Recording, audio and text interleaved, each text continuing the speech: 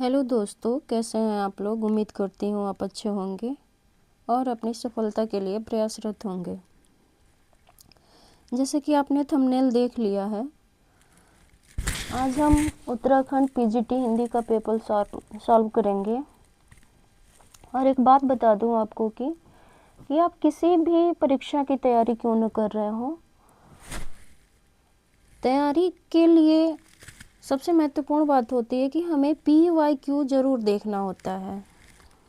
जब तक हम PYQ सॉल्व नहीं करते हैं तब तक हम अपनी तैयारी को पूर्ण नहीं मान सकते। तो उत्तराखंड का जो एग्ज़ाम डेट है वो घोषित हो चुका है, आपको पता है, पीजीटी का। तो उसी एग्ज़ाम को ध्यान में रखते हुए आज हम प्रीवियस ईयर 2018 का क्वेश्चन सॉल्व करेंगे। तो चलिए शुरू करते हैं। इससे पहले एक रिक्वेस्ट है, आप हमारे चैनल को सब्सक्राइब अवश्य करें और एक प्यारा सा कमेंट भी करें, जिससे मुझे प्रेरणा मिले और आपके लिए परीक्षा से संबंधित जो भी न्यूज़ है या हिंदी सब्जेक्ट से आप किसी भी एग्ज़ाम की तैयारी कर रहे हो, NBS, KBS, UP TGT PGT, LT grade, GIC, GDC, UPHESC subject Hindi हो, तो आप हमारे चैनल को सब्सक्राइब अवश्य करें, जिससे कि आपको यूज़फुल वीडियो मिलता रहे। चलिए शुरू करते हैं। पहला क्वेश्चन दिया हुआ है, निम्नलिखित में से कौन सा वाक्य अशुद्ध है। 4 ऑप्शन है। प्रश्न पढ़ते समय हमें एक चीज़ का ध्यान देना होता है, वह है कभी कभी पूछता है क्या सही है क्या गलत है, और कभी कभी पूछता है क्या शुद्ध है या क्या अशुद्ध है। तो इसी चीज़ को हमें, इस शब्द को ध्यान रखना होता है। तो इसमें पूछ रहा है कौन सा वाक्य अशुद्ध है। 4 ऑप्शन दिया हुआ है। पहला है, वहाँ बहुत से पशु और पक्षी चरते और उड़ते दिखाई दिए। ये ऑप्शन सही है आपका। ऑप्शन बी कह रहा है, हमारे शिक्षक प्रश्न करते हैं। सही बात है, प्रश्न किया ही जाता है, न कि प्रश्न पूछा जाता है। ऑप्शन सी, वह बिल्कुल भी बात करना नहीं चाहता था। तो देख रहे हैं, बिल्कुल शब्द भी लगा दिया है और भी लगा दिया है इस वाक्य में, तो यही हमारा सेंटेंस अशुद्ध हो जाएगा। चौथा ऑप्शन है, ऐसी एक आध बात और देखने में आती है। तो देख रहे हैं यहाँ, ऐसी एक आध बात, एक या आधा यानी कि सिंगुलर सब्जेक्ट की बात कर रहा है, और आती है, तो बात ये सही है। तो यहाँ पे आपका सही जवाब होगा आंसर नंबर सी, वह बिल्कुल भी बात करना नहीं चाहता था। नेक्स्ट क्वेश्चन, सूर्योदय में कौन सी संधि है। गुण संधि, दीर्घ संधि, वृद्धि या फिर यण संधि। तो सूर्योदय में आपका जो आंसर हो जाएगा, संधि पूछ रहा है क्वेश्चन में, तो आंसर होगा आंसर नंबर 1। आंसर होगा आपका आंसर नंबर 1, गुण संधि। गुण संधि की विशेषता है कि ई का ए हो जाता है और ऊ का वो हो जाता है जब हम स्वर परिवर्तन करते हैं। तो नेक्स्ट क्वेश्चन, चक्रपाणी में कौन सा समास है। 4 ऑप्शन दिया हुआ है, द्विगु, कर्मधारय, बहुव्रीहि और अव्ययीभाव समास। चक्रपाणी में जो आपका आंसर होगा, समास होगा, वह होगा आंसर नंबर सी, बहुव्रीहि समास। नेक्स्ट क्वेश्चन, निम्नलिखित में से अव्ययीभाव समास का उदाहरण कौन सा है। तो अव्ययीभाव समास की परिभाषा या उसकी विशेषता, जैसे आपको पता है कि जिस भी शब्द में उपसर्ग लगा हो वो अव्ययीभाव समास के अंतर्गत आता है। तो इसमें आपका आंसर हो जाएगा आंसर नंबर डी, यथाशक्ति। नेक्स्ट क्वेश्चन नंबर 5, अलग होने के बोध का कारक है। कर्म कारक, अपादान, संप्रदान या फिर संबंध कारक। तो अलग होने के सेंस में अर्थ लिया जाता है यहाँ पे अपादान कारक। Answer number B. Next question, निम्नलिखित में से पन प्रत्यय किसमें नहीं है? छप्पन, ऑप्शन नंबर बी भोलापन, ऑप्शन नंबर सी बचपन, ऑप्शन नंबर डी है पागलपन। पूछ रहा है किसमें नहीं है। ये बात हमको हमेशा ध्यान रखनी होती है क्वेश्चन पढ़ते समय कि क्या पूछ रहा है, नहीं है कि है पूछ रहा है, या पूछ रहा है किसमें पन प्रत्यय नहीं है। तो ऑप्शन होगा आपका आंसर नंबर ए, छप्पन। नेक्स्ट क्वेश्चन, निम्नलिखित में से किसमें कु उपसर्ग नहीं है? पहला ऑप्शन है कुपुत्र, दूसरा ऑप्शन है कुपथ, ऑप्शन नंबर सी है कुमार, ऑप्शन नंबर डी कुसुम। इसमें आपका इसमें आंसर हो जाएगा आंसर नंबर डी कुसुम। नेक्स्ट क्वेश्चन, क्वेश्चन नंबर 8, निम्नलिखित में से कौन सा शब्द पुल्लिंग है? 4 ऑप्शन दिया हुआ है, पहिया, मधुरिमा, नव्यता, चटनी। इसमें आपका सही आंसर हो जाएगा आंसर नंबर ए, पहिया शब्द जो है पुल्लिंग है। नेक्स्ट क्वेश्चन 9, लोहे के चने चबाना मुहावरे का अर्थ है? 4 ऑप्शन है, ऑप्शन नंबर ए युद्ध करना, बी चने भूनना, सी भूख लगना, डी कठिन संघर्ष में फंसना। तो लोहे के चने चबाना यानी कि कठिन संघर्ष में फंसना, answer number D. Next question, question number 10 को देखते हैं। मुंह में राम बगल में छुरी लोकोक्ति का क्या आशय है? 4 ऑप्शन दिया हुआ है, ईश्वर के नाम पर छल करना, ऊपरी मित्रता किंतु मन में शत्रुता, ऑप्शन नंबर सी चालाकी करना, ऑप्शन नंबर डी राम का नाम पापी भी ले सकता है। तो देख रहे हैं मुंह में राम बगल में छुरी, यानी कि यहाँ पे ऊपरी चीज़ दिखावा कुछ और हो और आंतरिक रूप से कुछ और हो। तो यहाँ पे आपका आंसर हो जाएगा आंसर नंबर बी, ऊपरी मित्रता किंतु मन में शत्रुता। नेक्स्ट क्वेश्चन नंबर 11 है, दही बड़ा में कौन सा समास है? पहला ऑप्शन है द्वंद्व, दूसरा ऑप्शन है बहुव्रीहि, ऑप्शन नंबर सी है तत्पुरुष, ऑप्शन नंबर डी कर्मधारय। तो दही बड़ा में आपका जो समास है वह है तत्पुरुष समास। नेक्स्ट क्वेश्चन नंबर 12, शब्द के अर्थ बोधक आधार को क्या कहते हैं? तो जानते हैं जिस शक्ति के द्वारा हम शब्द का अर्थ ग्रहण करते हैं उसे हम लोग कहते हैं शब्द शक्ति, ऑप्शन नंबर सी। नेक्स्ट क्वेश्चन नंबर 13 पे चलते हैं, किस लिपि से देवनागरी लिपि का विकास माना जाता है? 4 ऑप्शन दिया हुआ है। चलिए हम सीधे सीधे आंसर बताते चलते हैं, अगर आप कहेंगे तो फिर हम एक एक ऑप्शन को डिस्क्राइब करके नेक्स्ट वीडियो में सॉल्व करेंगे। तो इसमें आपका आंसर होगा आंसर नंबर बी, ब्राह्मी लिपि। ब्राह्मी लिपि से देवनागरी लिपि का विकास माना जाता है। नेक्स्ट क्वेश्चन नंबर 14, निम्नलिखित वाक्यों में कौन सा शुद्ध है? तो आप 4 ऑप्शन है पढ़ लेंगे। इसमें आपका ऑप्शन होगा answer number D. Next question, यदि दवा लोगे तो बुखार कम हो जाएगा, वाक्य किस प्रकार का है? देख रहे हैं इसमें 2 वाक्यों को जोड़ा गया है, यदि दवा लोगे तो बुखार कम हो जाएगा ऐसा कह रहा है।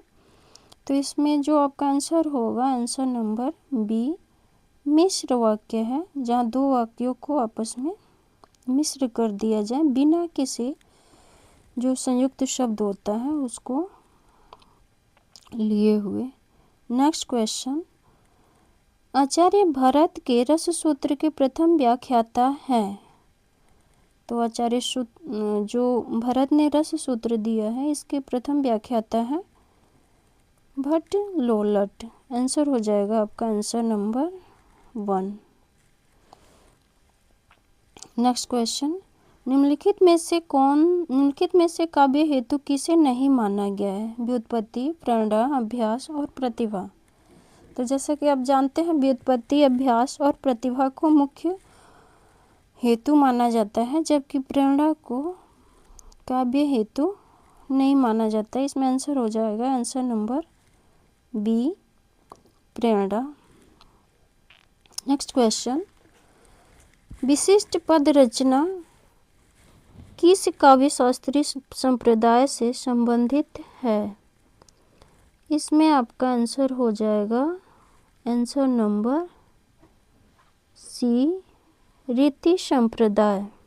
नेक्स्ट क्वेश्चन, औचित्य संप्रदाय के संस्थापक आचार्य कौन है? इसमें आपका आंसर हो जाएगा औचित्य संप्रदाय के संस्थापक, जैसे जानते हैं काव्य की आत्मा को लेकर के अलग अलग आचार्यों ने अपनी अपनी मान्यताएं दी। जैसे भारत ने रस को काव्य की आत्मा माने, वामन ने रीति को, ठीक वैसे ही औचित्य को औचित्य को काव्य की आत्मा मानने के पक्ष में थे आचार्य क्षेमेंद्र। तीनों ने औचित्य संप्रदाय की स्थापना की थी। तो इसमें आपका आंसर हो जाएगा answer number D. Next question, दोहा और रोला छंदों के मिश्रण से कौन सा छंद बनता है? इसमें आपका आंसर हो जाएगा कुंडलिया। आंसर नंबर सी होगा। Next question, on the sublime रचना किसकी है? ऑन द सबलाइम 4 ऑप्शन है, अरस्तु, लोजाइनस, क्रोचे, आईए रिचर्ड्स। इसमें आपका आंसर हो जाएगा Longinus. Answer number B. Next question, Lyrical Ballads से पाश्चात्य काव्य में किस वाद का प्रवर्तन होता है? तो इसमें आपका आंसर हो जाएगा आंसर नंबर डी, स्वच्छंदतावाद। नेक्स्ट क्वेश्चन, कला सृजन के लिए सहज अथवा स्वयं प्रकाश ज्ञान को किसने आवश्यक बताया है? तो इसमें आपका आंसर हो जाएगा answer number C, Croce. Next, दिवस का अवसान समीप था, गगन था कुछ लोहित हो चला, काव्य पंक्तियों में कौन सा वर्णिक छंद है? 4 ऑप्शन है, द्रुत विलंबित, मालिनी, बसंत तिलका, वंशस्थ। तो इसमें आपका आंसर हो जाएगा आंसर नंबर 1, द्रुत विलंबित। नेक्स्ट क्वेश्चन नंबर 26 पे चलते हैं। निम्नलिखित में से मम्मटकृत ग्रंथ कौन सा है? मम्मटकृत साहित्य दर्पण जैसे जानते हैं कि विश्वनाथ का है। चंद्रलोक किसका है ये आप मुझे कमेंट करके बताएंगे। और काव्य मीमांसा राजशेखर का है। मम्मट का काव्य ग्रंथ जो है वो है काव्य प्रकाश। आंसर नंबर सी। नेक्स्ट क्वेश्चन, मुख्यार्थ बाधा किस शब्द शक्ति का लक्षण है? यानी कि मुख्य अर्थ को समझने में बाधा उत्पन्न होता है तो फिर वहाँ पे हम लक्षणा शब्द शक्ति का प्रयोग करते हैं। Answer number B. नेक्स्ट, पहरे श्याम न पीत पट, घन में बीजू बिलम्स, इस पंक्ति में कौन सा अलंकार है? तो इसमें आपका अलंकार हो जाएगा ऑप्शन नंबर डी, अपहनुति अलंकार है इसमें। नेक्स्ट क्वेश्चन, लोजाइनस ने उदात्त के कितने स्रोतों का उल्लेख किया है? लोजाइनस ने उदात्त के कितने स्रोतों का उल्लेख किया है? तो इसमें आपका आंसर है 5।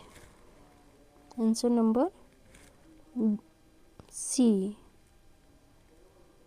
नेक्स्ट क्वेश्चन पे चलते हैं। उतरी नहाए जमुन जल, जो शरीर समश्याम, काव्य पंक्ति में कौन सा अलंकार है? तो देख रहे हैं 4 ऑप्शन है, विभावना, व्यतिरेक, विषय सूक्ति। तो यहाँ पे कह रहा है उत्तरी नहाए जमुन जल, जो शरीर समश्याम, यानी कि यहाँ पे क्या किया है कि उपमेय को उपमान बना दिया और उपमान को उपमेय बना दिया है। तो जहाँ पे उपमेय को उपमान बना दिया जाए वहाँ पे अलंकार होता है आपका प्रतीप अलंकार। आंसर नंबर डी हो जाएगा। नेक्स्ट क्वेश्चन, काव्य में अभिव्यंजनावाद कृति के लेखक कौन है? 4 ऑप्शन है, लक्ष्मी नारायण सुधांशु, डॉक्टर बच्चन सिंह, डॉक्टर देवेंद्र नाथ शर्मा, आचार्य रामचंद्र शुक्ल। तो यहाँ पे आंसर हो जाएगा आपका answer number 1 Lakshmi Narayan Sudhanshu. Next question पे चलते हैं। क्वेश्चन नंबर 32, बिंब के विषय में निम्न में से कौन सा कथन सही है? 4 ऑप्शन है, आप पढ़ लीजिएगा, मैं सीधे आंसर बताती हूँ। आंसर नंबर होगा इसमें डी। नेक्स्ट क्वेश्चन, काव्यम ग्राह्यम अलंकारात् सौंदर्यम अलंकारः किस आचार्य का कथन है? इसमें आपका आंसर हो जाएगा answer number d, Acharya Vaman. Next question, doctor Nagendra आलोचक हैं सौष्ठववादी, रसवादी, प्रगतिवादी, मार्क्सवादी। तो इसमें आपका आंसर हो जाएगा आंसर नंबर, डॉक्टर नागेंद्र रसवादी आलोचक हैं, तो आंसर हो जाएगा आपका answer number B. Answer sorry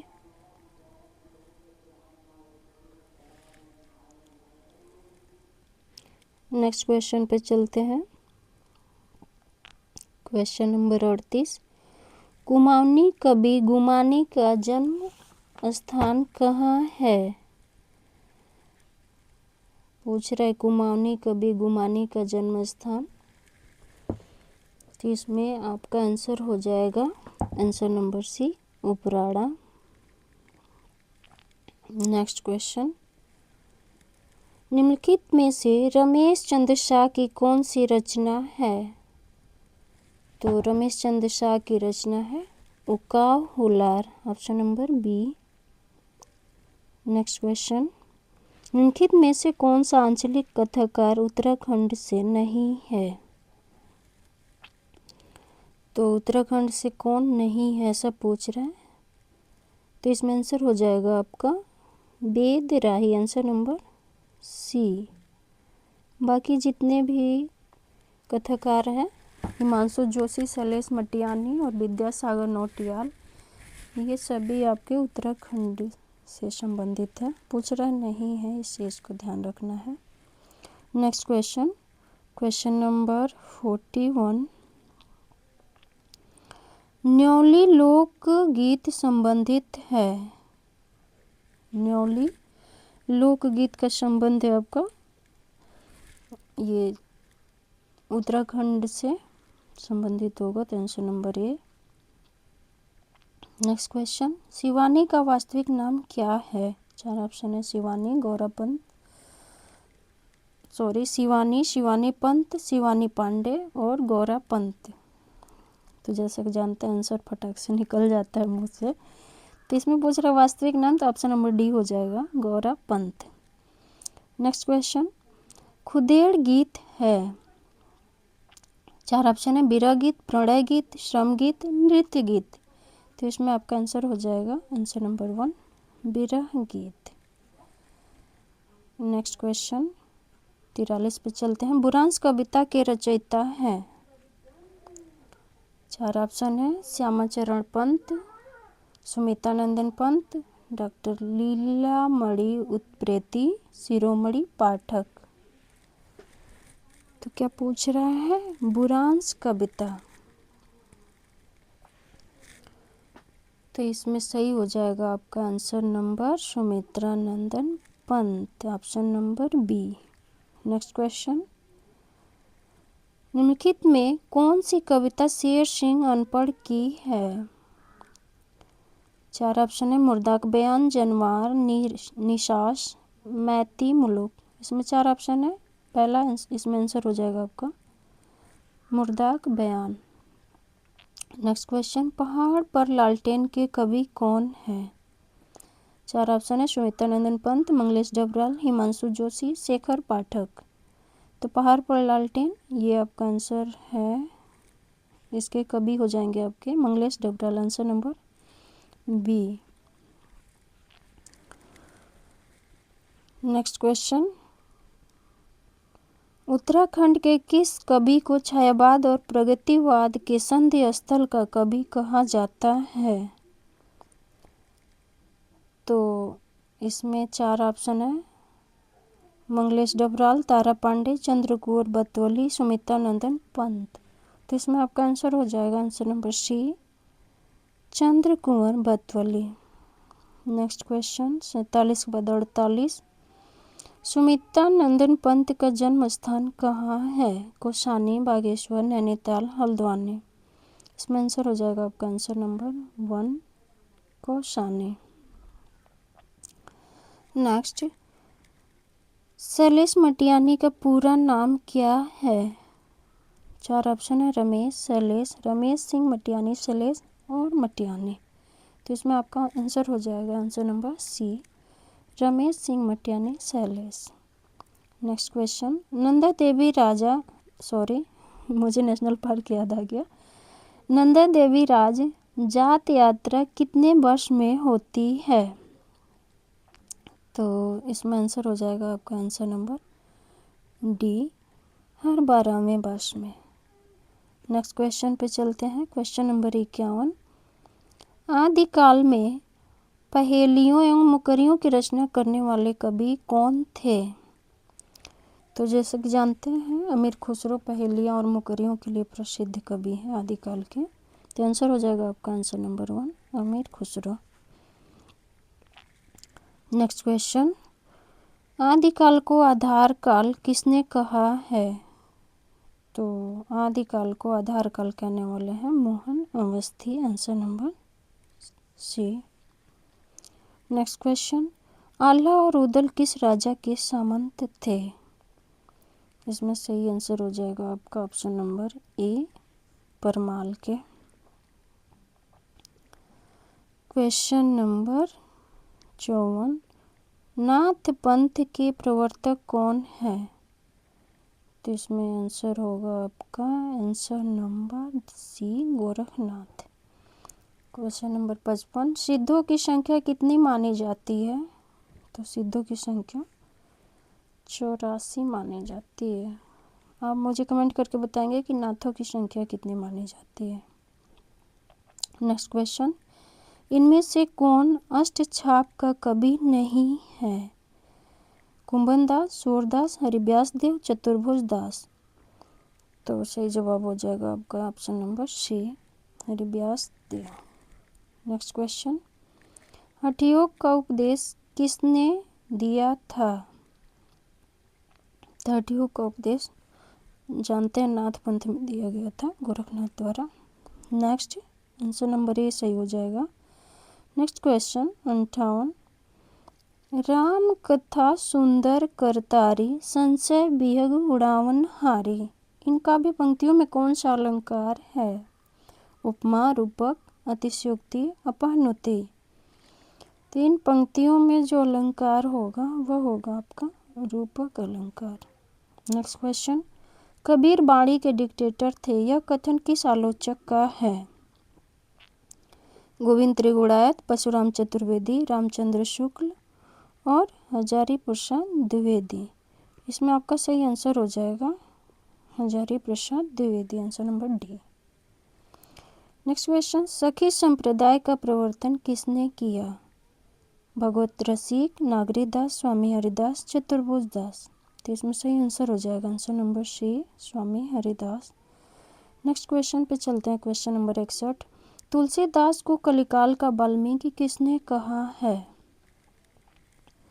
4 option है, नाभादास, स्मिथ, ग्रियर्सन और रहीम। तो तुलसीदास को कलिकाल का वाल्मीकि कहने वाले हैं नाभादास, आंसर नंबर 1 सही हो जाएगा। नेक्स्ट, मीरा की भक्ति किस प्रकार की है? दास्य भाव, सख्य भाव, माधुर्य भाव और वैधि भाव। तो जैसा कि जानते हैं मीरा कृष्ण से प्रेम करते थे और तो उसमें मीरा की भक्ति हो जाएगी आपकी माधुर्य भाव।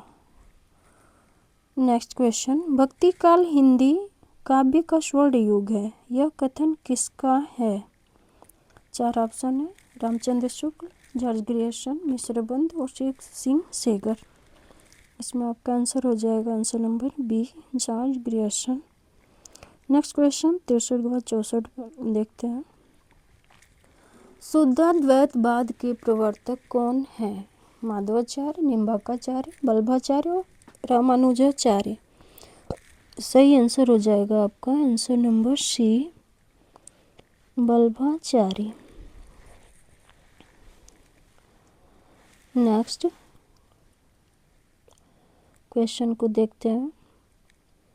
निम्नलिखित में से कौन द्विवेदी युग का कवि नहीं है? 4 ऑप्शन दिया हुआ है। अयोध्या सिंह उपाध्याय हरिऔध, गोपाल शरण सिंह, लोचन प्रसाद पांडे, रागे राघव। आपका आंसर हो जाएगा आंसर नंबर डी, रागे राघव द्विवेदी युग के कवि नहीं है। नेक्स्ट क्वेश्चन, पंडित और कवि किसकी रचना है? 4 ऑप्शन देख रहे हैं आप। भारतेंदु हरिश्चंद्र, बालकृष्ण भट्ट, आचार्य महावीर प्रसाद द्विवेदी और स्वामी सत्यानंद। सही आंसर हो जाएगा आपका महावीर प्रसाद द्विवेदी प्राचीन पंडित और कवि के लेखक हैं। नेक्स्ट क्वेश्चन पे चलते हैं। क्वेश्चन नंबर 67, गोरखबानी के संपादक कौन है? इसमें आपका सही आंसर हो जाएगा आंसर नंबर डी, पीताम्बर दत्त बड़थवाल। नेक्स्ट क्वेश्चन, निम्नलिखित में से नंद दुलारे वाजपेयी की समीक्षा कृति कौन सी है? तो मैं सीधे आंसर बता देती हूँ आपको। इसमें आंसर हो जाएगा आंसर नंबर ए, हिंदी साहित्य 20वीं शताब्दी। ये नंद दुलारे वाजपेयी द्वारा लिखित समीक्षा है। नेक्स्ट क्वेश्चन, आचार्य रामचंद्र शुक्ल और हिंदी आलोचना नामक आलोचनात्मक कृति के लेखक कौन है? 4 ऑप्शन है। रामस्वरूप चतुर्वेदी, रामचंद्र तिवारी, डॉक्टर चंद्रशेखर शुक्ल और डॉक्टर रामविलास शर्मा। इसमें आपका आंसर हो जाएगा answer number D, doctor Ramvilas Sharma. Next question, Acharya Mahavir Prasad Dwivedi ने सरस्वती पत्रिका का संपादन कार्य किस वर्ष प्रारंभ किया? तो इसमें आपका आंसर हो जाएगा आंसर नंबर बी, 1903। आप मुझे कमेंट करके बताएंगे वर्तमान में सरस्वती पत्रिका का संपादक कौन है और महावीर प्रसाद द्विवेदी से पहले सरस्वती पत्रिका का जो संपादन कार्य किसने किया था। चलिए नेक्स्ट क्वेश्चन देखते हैं। प्रिय प्रवास का प्रथम प्रकाशन किस वर्ष में हुआ था? तो इसमें आपका आंसर हो जाएगा आंसर नंबर बी, 1914 में। नेक्स्ट क्वेश्चन, कवि वचन सुधा के संपादक थे? 4 ऑप्शन है। बालकृष्ण भट्ट, भारतेंदु हरिश्चंद्र, श्रीधर पाठक, महावीर प्रसाद द्विवेदी। सही आंसर हो जाएगा आपका Bharatendu Harishchandra, answer number B. Next question 73 पे चलते हैं। क्वेश्चन नंबर 73,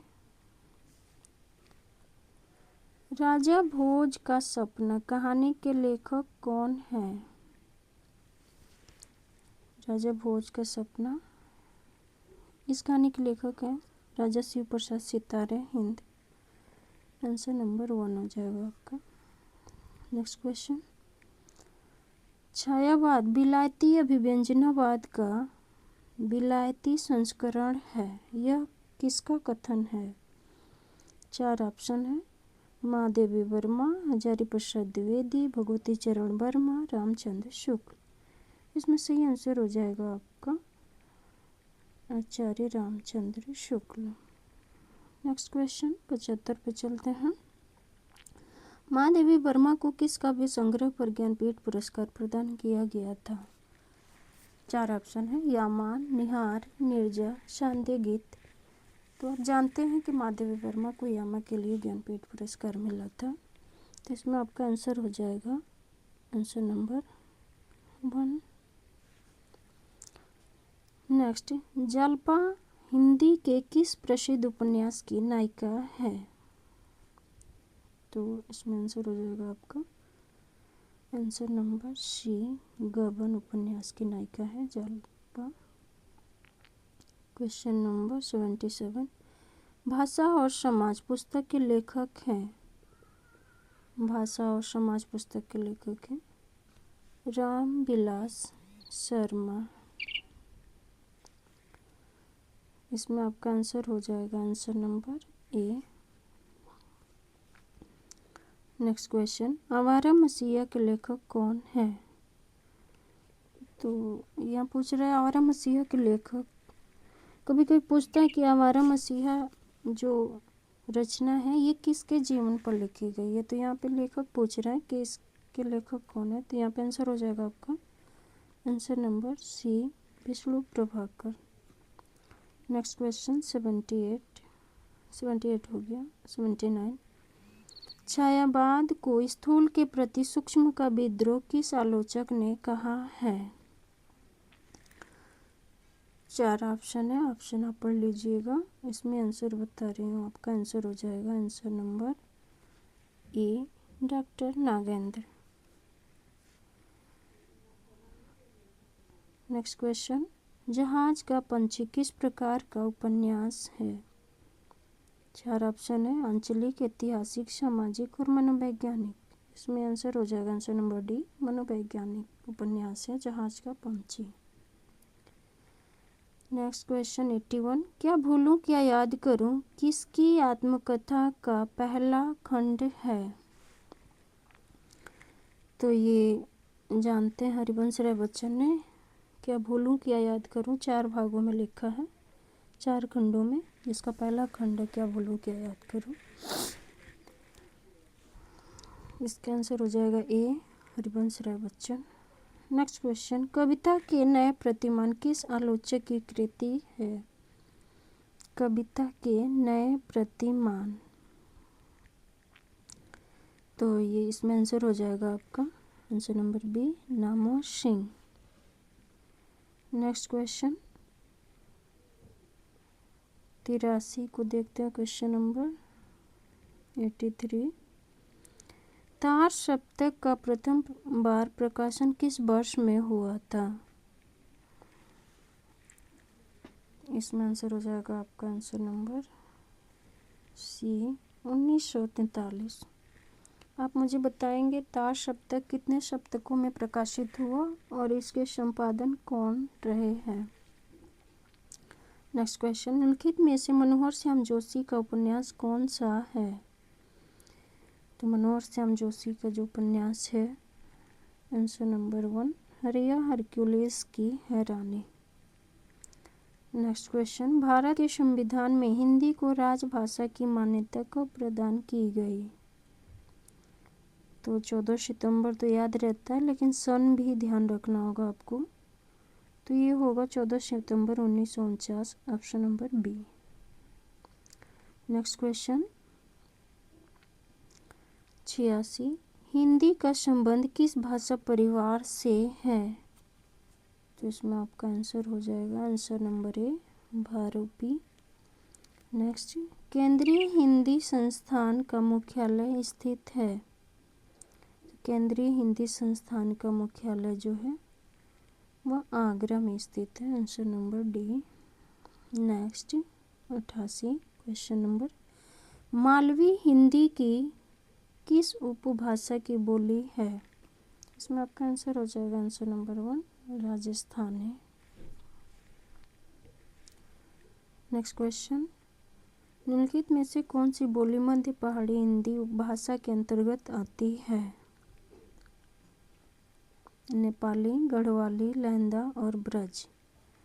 तो कह रहा है कि मध्य पहाड़ी हिंदी उपभाषा के अंतर्गत आती है। इसमें आपका आंसर हो जाएगा answer number B, Garhwali. Next question, निम्नलिखित शब्दों में से किस शब्द की वर्तनी शुद्ध है? यथेष्ट, निरपराधी, मिष्टान और भास्कर। सही आंसर हो जाएगा आपका आंसर नंबर सी, मिष्टान। कौन सी बोली पश्चिमी हिंदी उपभाषा में सम्मिलित नहीं है? 4 ऑप्शन है, बघेली, ब्रज, बांगरू और खड़ी बोली। तो देख रहे हैं कि सम्मिलित नहीं है पूछ रहा है, इसी चीज़ को हमें ध्यान रखना होता है। सही जवाब हो जाएगा आपका आंसर नंबर ए, बघेली। ये पूर्वी हिंदी से संबंध रखती है। नेक्स्ट क्वेश्चन नंबर 92, निम्नलिखित में से किस शब्द में वर्तनी संबंधी अशुद्धि है? जागृत, जागृति, उन्नत और पृष्ठ। तो आप देख रहे हैं कि अशुद्धि पूछ रहा है। इस चीज़ को हमें ध्यान रखना होता है कि शुद्ध और अशुद्ध क्या पूछ रहा है, इसी चीज़ को हमें ध्यान रखना होता है। पूछ रहे कौन सा वर्तनी अशुद्ध है, तो इसमें आपका आंसर हो जाएगा आंसर नंबर बी, जागृति। नेक्स्ट, पावस शब्द है। पावस शब्द कैसा है? तत्सम है, देशज, तद्भव है या संकर है? तो ये आपका हो जाएगा पावस शब्द, तद्भव। नेक्स्ट क्वेश्चन 94, निम्नलिखित में से कौन सा वाक्य शुद्ध है? उत्तम चरित्र निर्माण, हमारे लक्ष्य होने चाहिए, यहाँ पर कल एक छात्र और छात्रा बैठी थी, महात्मा गांधी का देश सदा भारी रहेगा। ऑप्शन नंबर डी, हमारा लक्ष्य देश की चौमुखी प्रगति होना चाहिए। तो पूछ रहा है कौन सा शुद्ध है, तो हमारा लक्ष्य देश की चौमुखी प्रगति होना चाहिए। आंसर नंबर डी, आपका ऑप्शन हो जाएगा डी। नेक्स्ट क्वेश्चन, निम्नलिखित में से कौन सा शब्द तत्सम नहीं है? तत्सम नहीं है, इसमें आपका हो जाएगा नहीं है पूछ रहा है, यही ध्यान देने योग्य बातें होती हैं। आंसर नंबर 1, सुमिरन शब्द तत्सम नहीं है। नेक्स्ट, जिसे बुलाया न गया हो वाक्यांश के लिए उपयुक्त शब्द है? अतिथि, अनागत, अनाहुत, अयाचित। तो क्या पूछ रहा है? जिसे बुलाया न गया हो, इसको एक वाक्य में मतलब कहें तो इसको एक शब्दों में क्या कहेंगे पूरे वाक्य को? तो इसमें आंसर हो जाएगा आंसर नंबर सी, अनाहुत। नेक्स्ट, जिसका संबंध उपनिवेश से हो, इसके लिए एक शब्द होगा। आंसर होगा आपका आंसर नंबर 1, औपनिवेशिक। नेक्स्ट क्वेश्चन 98, जो ज्ञात इतिहास के पूर्व का हो वाक्यांश के लिए एक शब्द है। जो ज्ञात इतिहास के पूर्व का हो तो इसे क्या कहेंगे? प्रागैतिहासिक।